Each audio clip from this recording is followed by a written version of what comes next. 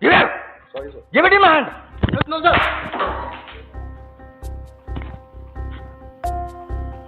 Pick it up! Pick it!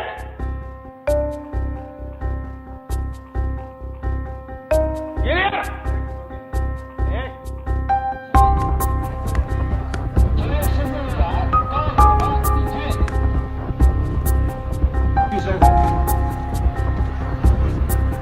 21班管理员在教，33班杨明在考场时使用手机拒收回。9月9号，27班宋云鹏在教室玩手机拒销毁。9月9日，15班赵瑞之在教室玩手机拒销毁。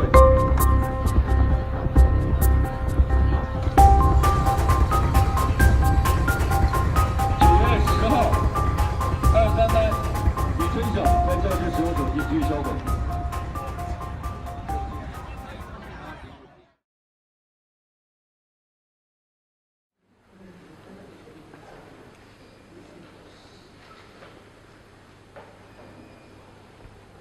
Boleh? Start boleh. Sorry. Okay, so we can see that there is a lot of debate sometime in this era where there are suggestions that students should or should not bring their phone to classes, which essentially the opposites of our problem. So the problem statement of our problem is that students are not allowed to bring smartphones to classes. And why is that? Why are there such growing motions for the students to be allowed to bring their phones in classes? So what is this problem statement based on? So this topic was already being discussed a long time ago when the Deputy Minister of Education, Dr. Wee Ka Siong, announced that students can start to bring their phones to school on 2013 with few rules and restrictions. In Malaysia, the usage of smartphones has been drastically increasing in the young generation, especially the teenagers, with statistics shows that 20.5% out of 92.5% teenagers has started to use this service. This is not a new problem. In fact, the Ministry of Education has already allowed the bringing of smartphones to the school, but later it was withdrawn in the year 2009 for some reasons. For further discussions, we will use the 6 thinking hats method to discuss this.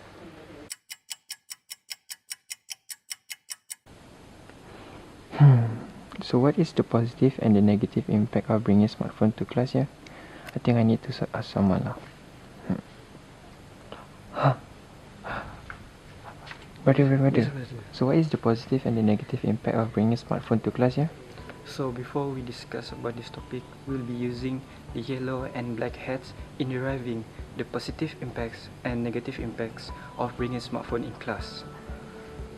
So for the negative impacts, students may be distracted by using a smartphone in class as they will misuse the usage of smartphone by searching any unrelated to the teaching in class. Somehow, it distracts teachers teaching in class due to students focusing on their smartphone. Smartphone can be a tool for test cheating because they can exchange information related to the answers of the test. Also, teachers' burden will increase if there is a case of theft pertaining to the loss of smartphone. As for the positive impacts, students able to learn more by getting informations in the internet and may ease the teacher's teaching in class. Next, by using a smartphone in class, it may also promote collaborative learning, which is online class, and the teacher can use an internet-based application as a platform to create an online classroom that can be accessed by students through their smartphone. Indirectly, it will encourage self-learning in student itself.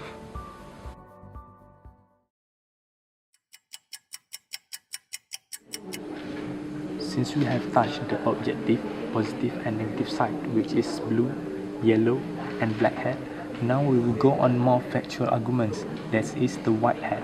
So let's proceed.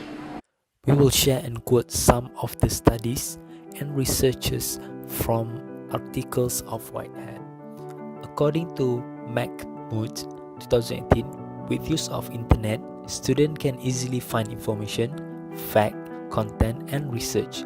The use of smartphone makes it even easier for them.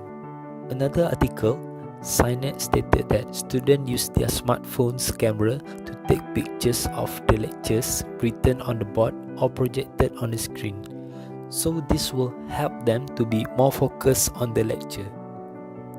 For next article, according to Santos, discuss on result of a study that exploits students' perceptions of personal mobile devices in classroom and suggestion for policies.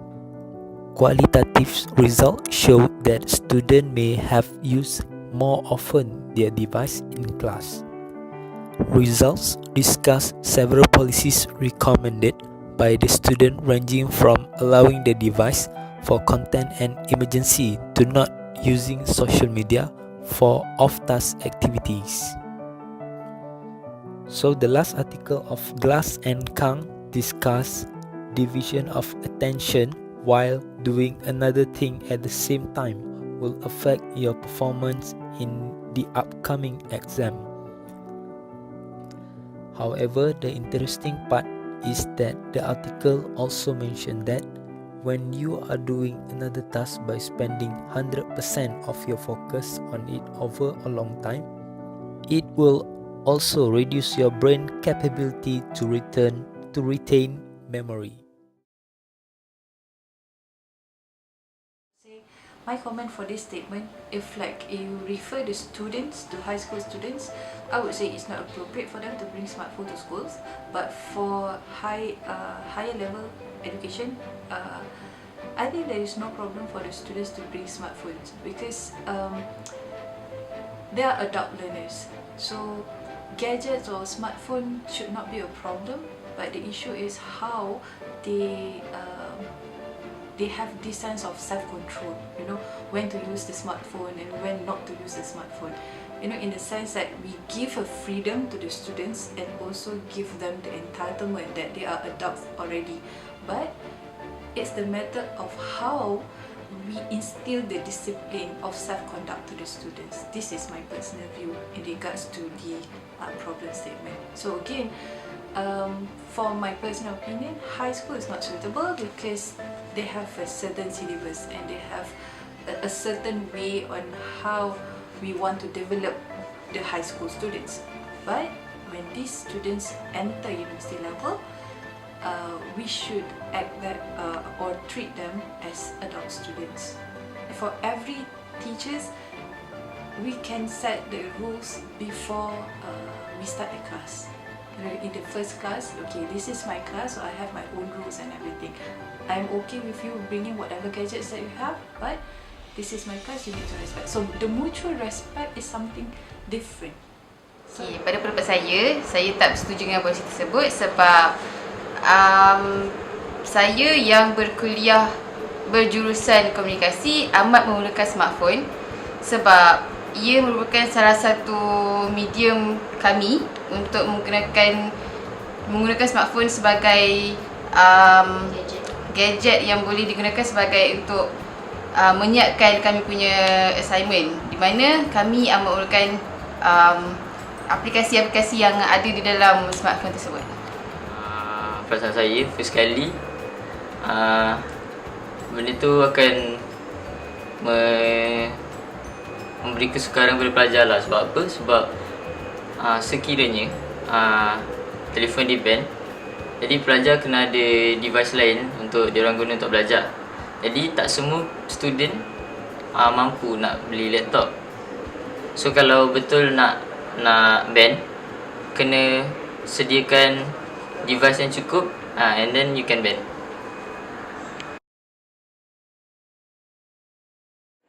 Okay, now for green hat. So we learned that the first and the most important things that is important is self-control. As mentioned by our counselors, the most important things that we need to focus is the students have a self-control. And as a university students, this is a very important thing to be emphasized by the student itself and also the lecturers.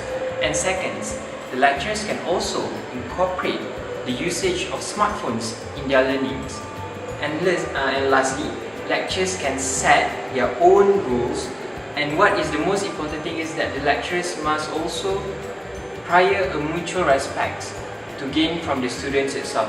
Hence, then, the focus of the class and also what happens in the class will be perfectly in a normal and focused things. So as a conclusion, we can say that the banning of smartphones in class for a higher education students is a totally absurd thing, as a higher education students have more self-control compared to the students in the lower education system. Thank you.